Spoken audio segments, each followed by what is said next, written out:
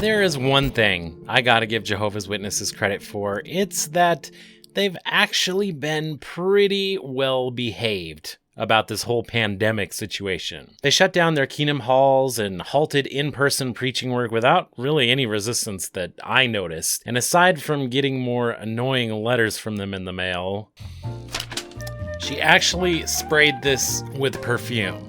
Who does that? Great, now not only do I get triggered by getting a letter from Jehovah's Witnesses in the mail, I also have to smell it in my hands all day. And their usual nonsense spinning this as, we're living in the final part of the last days, undoubtedly the final part of the final part of the last days. I can't complain too much about the way that they've handled things. It's not perfect, but there are a lot of other churches out there making complete asses out of themselves, proving that witnesses could stand to do a lot worse. But the pandemic itself is only one asset of the craziness that is the 2020s so far. The other thing to consider are conspiracy theories, fake news, and misinformation. How are Jehovah's Witnesses handling this? Hello everybody, Germ here, and I am mentally diseased. Today I want to talk about a recent article that popped up on jw.org.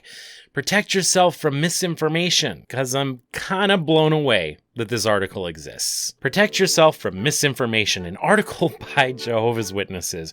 We've actually got some pretty cool art here that I'm sure appeals to all of the senses and sensibilities. We've got a doctor up here, probably giving good advice, influencer, or a podcaster, probably spouting some crap. Below him, we've got a conspiracy theorist who honestly looks like one of the characters in just about every single TV show that I watch. We've got a member of the fake news media, and above her is a Jehovah's Witness. And of course, Colonel Sanders over there looking upset about his newspaper. The article opens, "Today you have access to more information than ever, including the kind that can help you stay safe and healthy, but in your search you need to be aware of misinformation, such as misleading news, false reports, conspiracy theories." And then they say, for example, during the COVID-19 pandemic, the Secretary General of the United Nations warned of a dangerous epidemic of misinformation. Harmful health advice and snake oil solutions are proliferating, he stated. Falsehoods are filling the airwaves. Wild conspiracy theories are infecting the internet. Hatred is going viral, stigmatizing and vilifying people and groups. The United Nations, which Jehovah's Witnesses believe, is the great beast that is going to turn against all religion, heralding in the Great Tribulation. In fact, the other article on the main page of this website talks about this. What is the Great Tribulation? Destruction of false religion. The political powers represented by the United Nations will carry out God's will in taking this action. And just this month, in their broadcast, they said, "It worked with the King of the South to put in place the disgusting thing that causes desolation, the United Nations."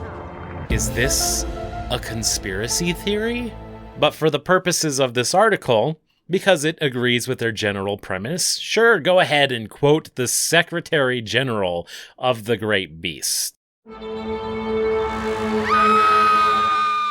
Honestly, though, we shouldn't be surprised from a religion that has demonized the United Nations for all of this time while secretly being an NGO with them during the time period they had us studying the Revelation book. The Revelation book, the ultimate in apocalyptic conspiracy theory quackery. Of course, misinformation is not new. However, the Bible foretold that in our day, wicked men and imposters would advance from bad to worse, misleading and being misled. And the internet now allows us to receive and unintentionally spread false news more easily and quickly than ever. As a result, our email, social media, and news feeds can become filled with distorted facts and half-truths, as opposed to the days where misinformation could only be spread by going door to door with it, with magazines in hand. Here are their tips for avoiding misinformation. Do not believe everything you see or hear. The naive person believes every word, but the shrewd one ponders each step. We can easily be deceived if we are not careful. Consider, for example, captioned images or brief videos that are widely spread online, especially through social media. Such items, commonly called memes, are often meant to be humorous. However, images and video clips can easily be altered or taken out of context. People can even create videos of real people doing or saying things they never did or said. Most of the misinformation researchers encounter on social platforms features media that manipulates context, like memes. Ask yourself, is the content legitimate news or just a meme? Firstly, I have to say it's really weird to hear Jehovah's Witnesses say the word memes. Just really weird. But actually, this is really great advice. Weirdly, do not believe everything you see or hear. Don't.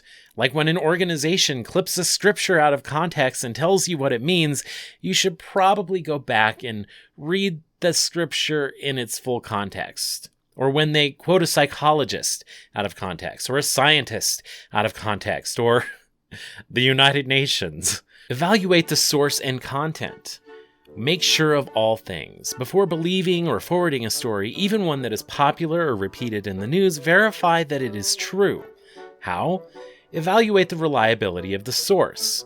News media companies and other organizations may slant a story because of their commercial or political or religious bias. Compare what you see in one news outlet with other sources. At times, friends may inadvertently pass on misinformation through email messages or social media posts.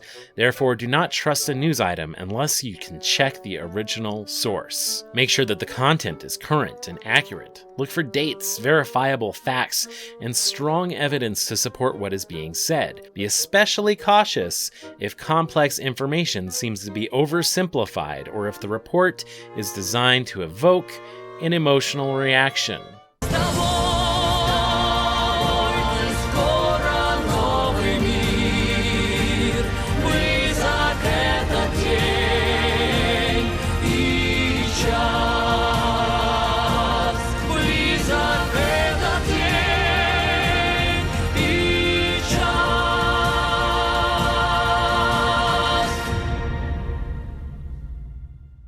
Please, keep our brothers in Russia in your prayers.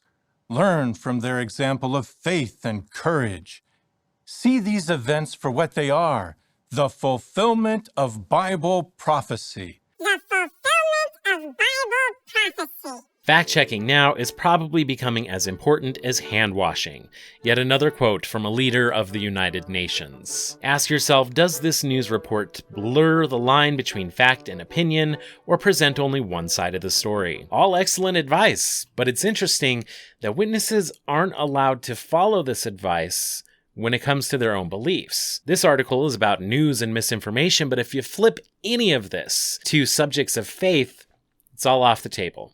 Are you allowed to evaluate the reliability of the Watchtower Society? No.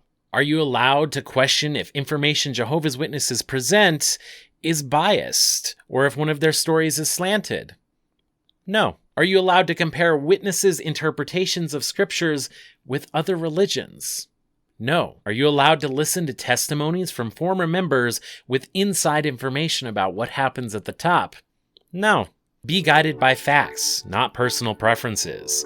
Whoever trusts in his own heart is stupid. We tend to trust information that confirms what we want to believe, and internet companies often customize our news and social media feeds to offer us information based on our interests and browsing history. However, what we like to hear is not always what we need to hear.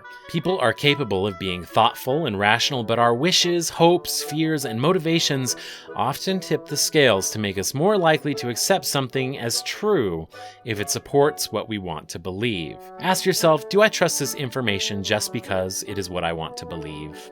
Once again, great advice that you should probably also apply to your system of beliefs and not just the news. Do you trust everything that Watchtower pushes out because you've verified that everything they're saying is factual? Do you know it's the truth because you've cross-referenced it and checked with other beliefs? Or is it the truth because it's the truth you want to believe? Stop the spread of misinformation. You must not spread a report that is not true. Remember that the information you share with others has the power to affect their thoughts and actions. Even if you unintentionally pass on wrong information, the consequences can be harmful. The number one rule is to slow down, pause, and ask yourself, Am I sure enough about this that I should share it? If everybody did that, we'd see a dramatic reduction of misinformation online. Ask yourself, am I sharing this information because I know it is true? Interesting advice here considering what Jehovah's Witnesses are best known for. Goddag, jeg kommer fra Jehovas vidner. Har du tænkt på, hvor vi er alle sammen? Fra Jehovas vidner. Goddag, lille ven. Er dine forældre hjemme? Jeg kommer fra Jehova. Preaching work isn't optional. And it's not something that you wait to do until you're a real Bible scholar.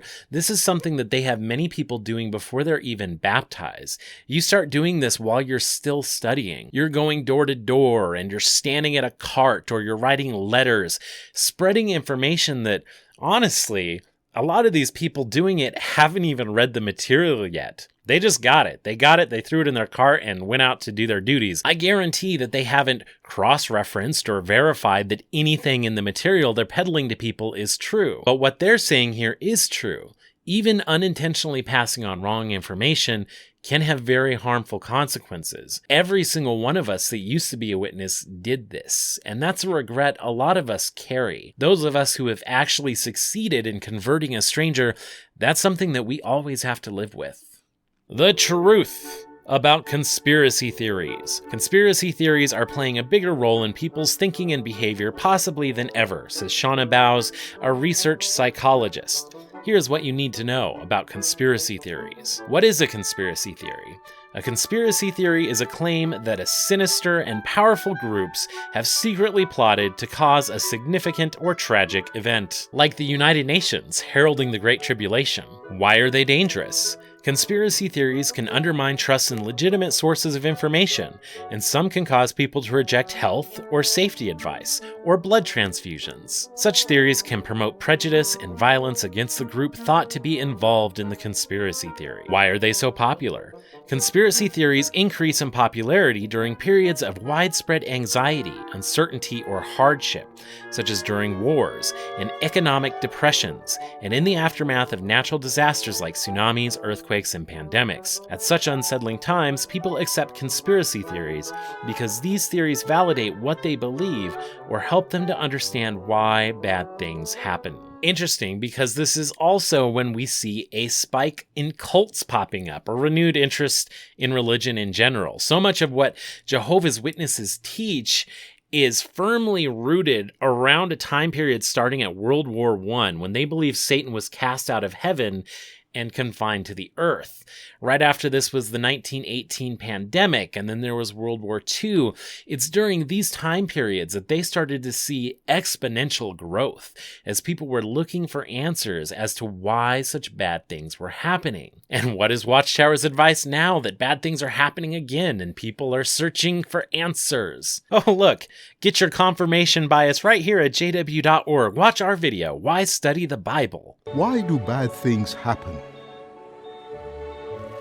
Why do people die? Most religious people think that God controls the world. How could that be? This world is out of control. Now, you would think that publishing an article like this would be extremely dangerous for Watchtower's interest, because this is almost a guide on how to wake yourself up from indoctrination. But most witnesses will read this and think it only applies to information from former Jehovah's Witnesses, or what the mainstream media is saying about Jehovah's Witnesses. Apostate lies, like this video. They'll never have the self-awareness to apply this to their own belief system, and the proof of that is in them publishing this article at all.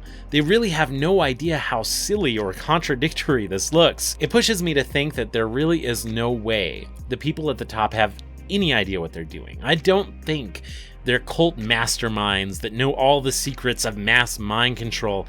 I think they really are just firm believers that are just following a structure and a method that was already set up for them. Rutherford is probably that guy. He's the one that set all of this up, and I highly doubt an article like this would have seen the light of day under him, because he would have known how dangerous something like this could be. But it's also evidence of how well those structures and methods that have been set up for them really work. I mean, look at this. Look at the degree of control they hold over people's lives. When you're a witness, There is an article and an answer for everything. You don't need outside sources. They have an article like this telling you how to process the news. They have stuff about how to deal with stress, improve your health, planning weddings. Every aspect of your life, you have them whispering in your ear, telling you what to do and how to do it. And witnesses will read this article and not even blink at the portion that suggests not believing everything you see or hear, because they are convinced the Watchtower is a trustworthy, legitimate source of information, the most trustworthy of them all even. They don't question what comes from them whatsoever. It has me really curious though, because they wouldn't usually put out an article like this unless they're having a problem. Are Jehovah's Witnesses having a problem with conspiracy theorists? It wouldn't surprise me. There is a substantial subgroup of ex-witnesses who have gone full-on QAnon. Probably some of my subscribers that are gonna get mad at me, but you know what? That's fine. Engagement helps my videos, so go ahead and light it up down there. Go to town, boost the algorithm, tell me all about Q. And witnesses have no one to blame for this but themselves. They are an apocalyptic conspiracy theory cult. Their beliefs are based on measurements of pyramids. They're waiting for the nations of the world to turn on religion, and they are prepared to go into hiding when that happens. They have go bags. They believe that Russia is the king of the north. They think that all apostates like me are evil and deceitful and manipulative and will draw you away from Jehovah. And apparently we've all gotten together to agree upon the same exact lies to say about the organization. Yeah, me and Donald Glover had a great meeting about it. Sticking to the script, we picked out exactly the right things to say. They cultivate this conspiratorial mindset, the connecting of dots. So it's no wonder if they have a problem. And it's no wonder there are so many former witnesses who've gone all in on it. They need a new community to belong to. And what better community than one that so closely resembles the one they just left? One that has all the answers, that knows all about the secret things the governments are doing, who's behind the scenes, pulling the strings, that gives you the same mission as before, to go forth waking people up to the truth, so that they too will know what is going on, what's going to happen next, and how to be ready for it. Oh boy, rest in peace my comment section. You know, it's too bad Watchtower doesn't have comment sections on their website. I would love to see what their members would comment on articles like this. Big thanks to C-Dubes, Lori Quarry DeCola, Fade to X, and all my contributors on Patreon. If you'd like to join them in supporting my channel and get some cool merch like this, get yourself certified mentally diseased, check out patreon.com/mentallydiseased. Otherwise, thanks for watching, and I will catch you next time. Take care, everybody.